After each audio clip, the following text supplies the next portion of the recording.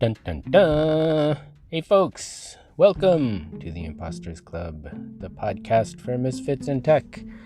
I'm your host, Teddy Kim, and let's talk about Netflix.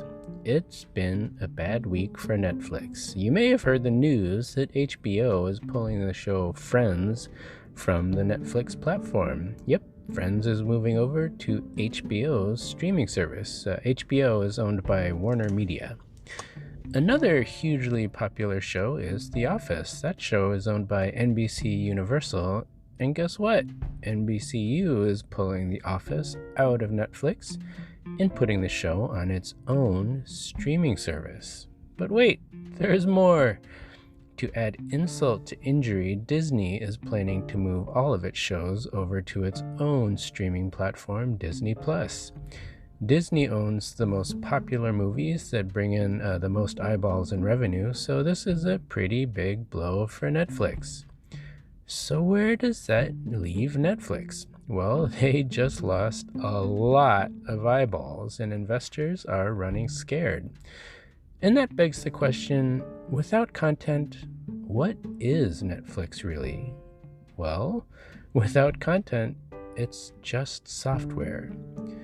Now, for a long time that was good enough. Nobody else had the technical chops to build a platform that can handle 15% of the world's downstream internet traffic. Yes, you heard me right.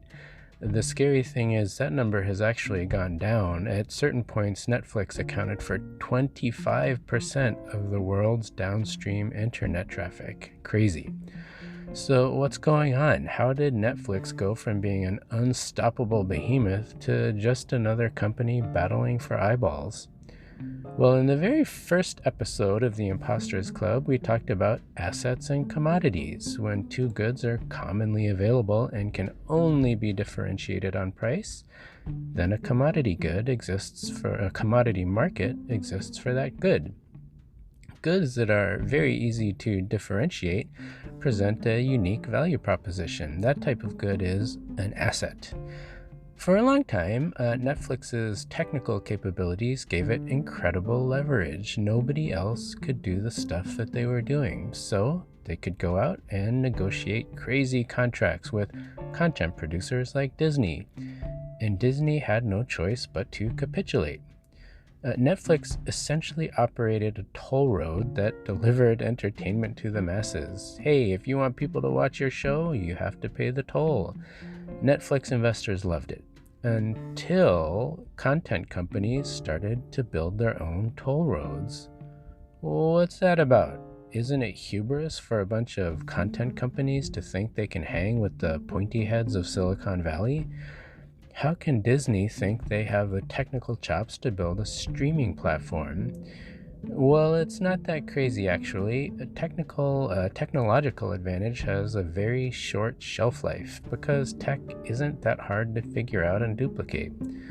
All technology eventually becomes commoditized. I could list a million examples, but let me start with one. Not too long ago, AWS was the only way to do the cloud. Maybe Heroku if you're feeling charitable, but nowadays cloud is a commodity, indisputably so, and you can choose between GCP, Azure, and some new thing from Oracle. Other people figured it out, and now there are lots of options. Content is different. Content is uniquely difficult to commoditize because it appeals to individual tastes. The person who likes The Lion King is likely not the same person who likes Spider-Man. The ability to understand viewers' tastes and to read cultural and demographic trends is an entertainment company's core competence. Their success is a function of their human empathy, and the tech is just a detail. The asset to commodity arc doesn't just apply to institutions. As an individual techie, your career is defined by the asset to commodity arc. Tell me if this sounds familiar. You learn a skill and get paid for doing it. Then more people figure out how to do the thing, and you find it harder to stand out from the crowd. So you learn the new trendy way to do the same thing you were doing before. Pretty soon, the hot new tech becomes commoditized or obsolete, and you have to start over. Inevitably, you come to the realization that success at your job is a function of your human empathy. The tech is just a detail. So where does that leave you? As a techie, you face a very important choice. Imagine you have $100 to invest in yourself. Are you going to invest it all in a skill that will inevitably become commoditized? Or are you going to invest some of your money in skills that have a longer shelf life? Skills like public speaking and professional writing are durable. If you possess those skills, your professional life has no expiration date, and you're really not at any risk of obsolescence. But does anybody really think that we're going to be talking about React or Webpack 5 years from now?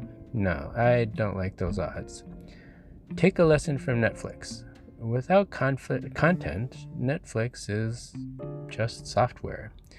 As it turns out, when your stock is down, your software suddenly becomes a lot less interesting. Nobody's writing about Netflix's innovations in the data center anymore. People are still paying attention for sure, but it's because they're waiting for something bad to happen. The show notes for this episode are available at impostersclub.io. Check it out. Feel free to leave me a comment and mingle with other imposters just like you. impostersclub.io.